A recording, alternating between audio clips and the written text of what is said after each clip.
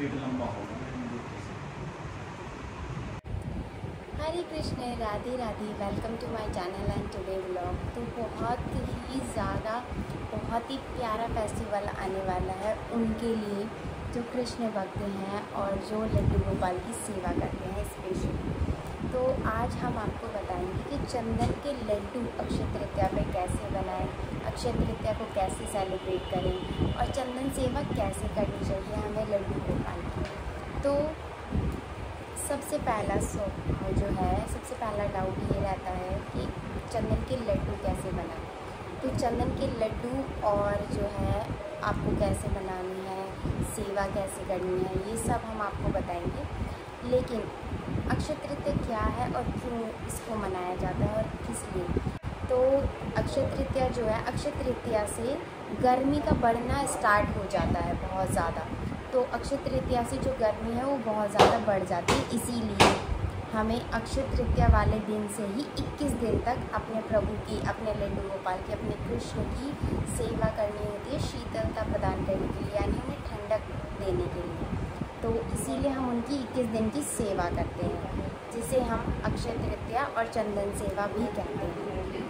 तो ये हमारे प्यारे से लड्डू गोपाल हैं और हम इनकी सेवा करेंगे। आपके लड्डू गोपाल भी होंगे, आप उनकी सेवा कीजिएगा।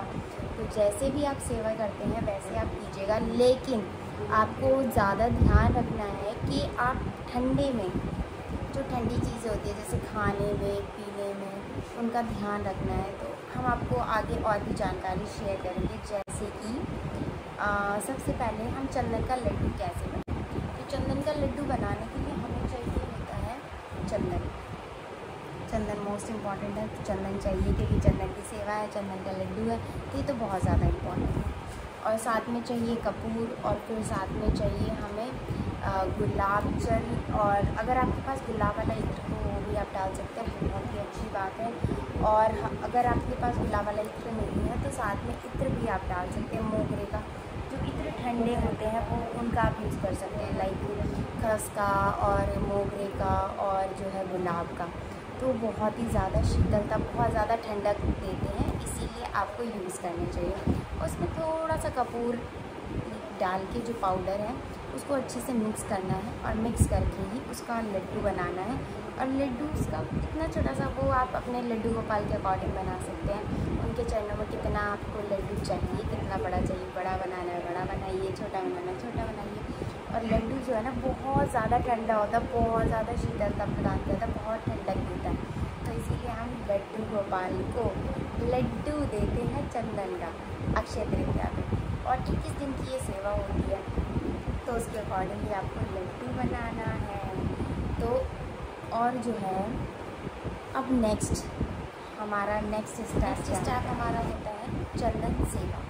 चंदन सेवा में हमें क्या करना है, अच्छे से चंदन का लेप लगाना है और उन्हें 2 घंटे के लिए, बाकी वैसे तो देखिए आप पूरा दिन नहीं रख सकते क्योंकि उनकी पूरे दिन की सेवा होती है, शयन कराना होता है, भोग लगाना होता है। तो चंदन लगा के वो भोग नहीं पा सकते हैं, शयन नहीं कर सकते।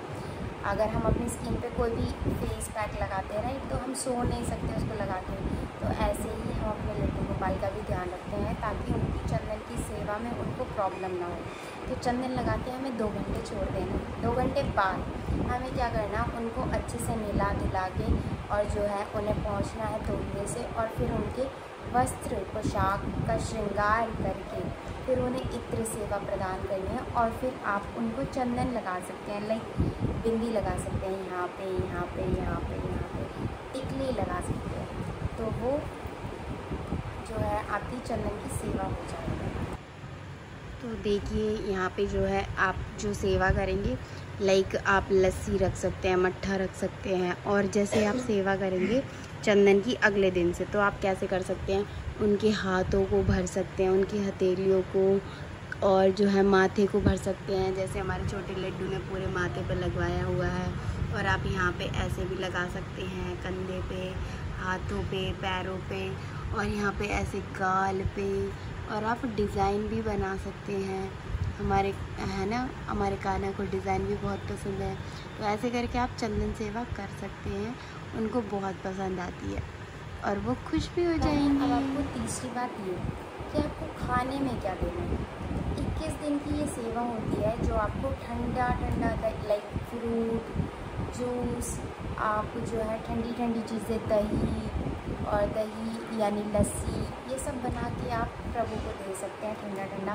और मटकी का पानी, और अगर माटी के आपके पास बर्तन है तो बहुत ही अच्छी बात है, तो माटी के बर्तनों में भी आप भोग पवा सकते हैं, जैसी आपकी श्रद्धा हो, जितना आपसे बनता हो। लेकिन टेंशन नहीं लेनी है, बिल्कुल अपने भाव को इतना अपने आप को इतना खुश रखना है कि आप अपने लड्डू गोपाल की सेवा कर रहे हैं। तो जब आप उनकी सेवा करेंगे ना, तो आपका भाव जब उनके लिए होगा तो सारी चीज़ें अपने आप होंगी।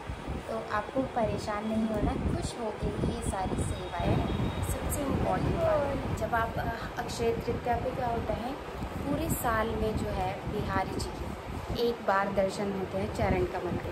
तो जो चरण कमल होते हैं वो बहुत इम्पॉर्टेंट होते हैं। एक कृष्ण भक्त जानता है कि कितने इम्पॉर्टेंट होते हैं प्रभु के चरण कमल, उनकी सेवा कितनी इम्पॉर्टेंट होती है। तो जो चरण कमल के दर्शन होते हैं साल में, पूरे साल में एक ही बार होते हैं, यानी अक्षय तृतीया वाले दिन। तो आप बांके बिहारी अगर जाते हैं या जाएंगे, या आपने हो सकता है दर्शन किए भी हों, तो अगर आपको नहीं पता है तो अक्षय तृतीया वाले दिन पूरे साल में एक बार जो है हमारे प्रभु के चरण कमलों के दर्शन होते हैं। और जो है उनको बहुत सारी पायलें जो है वो तोहफे में मिलती है, गिफ्ट मिलती है। तो अगर आपके लड्डू गोपाल हैं तो आप उनको जो है पायल पहनाइए अक्षय तृतीया पे, और आप उनसे रिक्वेस्ट कीजिए कि जब आप पायल पहनाएं कि प्रभु आप कृपा कीजिएगा ताकि हम आपकी लीला को अनुभव कर सकें।